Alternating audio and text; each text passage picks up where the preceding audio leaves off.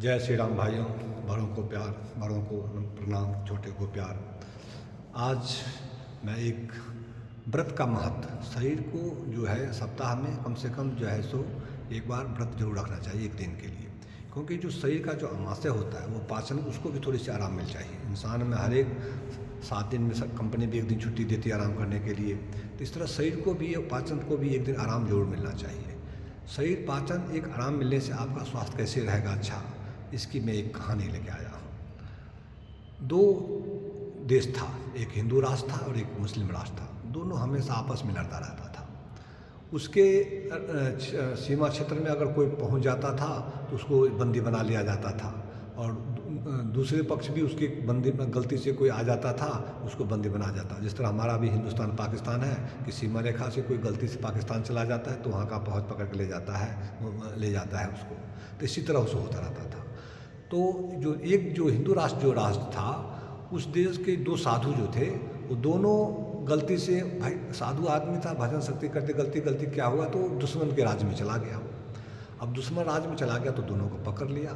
तो उसको कहा भैया, इसको पकड़ लिया तो वेशभूषा का, भाई मैं तो साधु आदमी, मुझे मतलब सीमा का ज्ञान नहीं रहा इसलिए इसमें आ गया हूँ।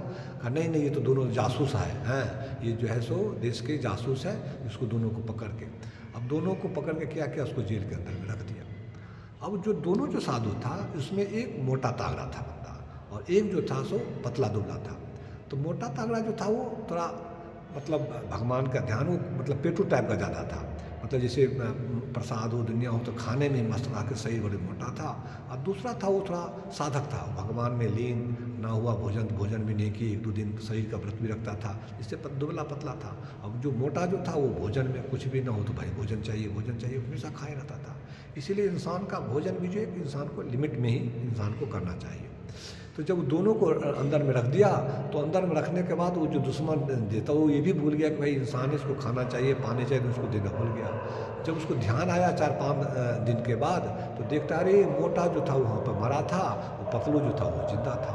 उसको एहसास हुआ भाई साहब हम तो भूल ही गए। दूसरे को बोला भैया कैसे भाई साहब, इसको तो बंद बना के कमरे में बंद करके हम तो भूल ही गए कि भैया इसको अंदर रखे हैं। तो फिर जब उस दोनों को निकाला था, एक ठो जिंदा जो था तो उसको ले गया राजा के पास, कहा कि भाई साहब ये दोनों को रखे थे, तो मर गया। उसको मैसेज गया, उस राजा आया वहाँ तो एक दूसरा जो था जिंदा था।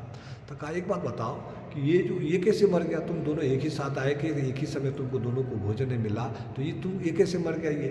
फिर जब बाद में पता चला, जब उससे पूछताछ किया, जब उसको खाना वाना दिया, थोड़ा स्वस्थ आया, तो बताया कि भाई साहब ये जो था मेरा वो चेला था, मैं इसका गुरु हूँ, हमें ध्यान में इसको खाने पर ज़्यादा ध्यान, कोई प्रसाद आए, कोई चेला आए, कुछ लेके तो खाता, ये व्रत नहीं रखता था। तो इसलिए अब मैं तो साधकता का आदमी हूँ, मतलब भोजन कम करना मिला तो ठीक है, नहीं तो अपना व्रत रखना। तो शरीर एक तो साधना में बना हुआ था। शरीर जैसे आप शरीर का खान पीन चलन करेंगे, शरीर आपको ऐसे एडजस्ट हो जाता है। तो इससे क्या हुआ, वो इंसान तो जिंदा रह गया, वो आदमी मर गया। तो मेरा कहने का ये तात्पर्य है कि आप सप्ताह में एक दिन व्रत रखें, तो क्या होगा, शरीर को जो पाचन शक्ति भी होता है। और मान लीजिए आप कहीं जा रहे हैं, कोई मतलब कर्फ्यू लग जाती है, ट्रेन में सफ़र कर रहे हैं या वहाँ भोजन नहीं मिलती है, तो शरीर को उतना साधन भी होना चाहिए कि अगर आपको 24 घंटा 12 घंटा 24 घंटा अगर खाना भी ना मिले तो आपको शरीर आपको एडजस्ट करे इस चीज़ के, और आप उसके लिए व्याकुलता ना हो। इसीलिए आप लोगों से है कि कम से कम सप्ताह में एक दिन व्रत जरूर रखें, जिससे आपका पाचन शक्ति भी सही रहेगा और शरीर भी स्वस्थ रहेगा। जय श्री राम।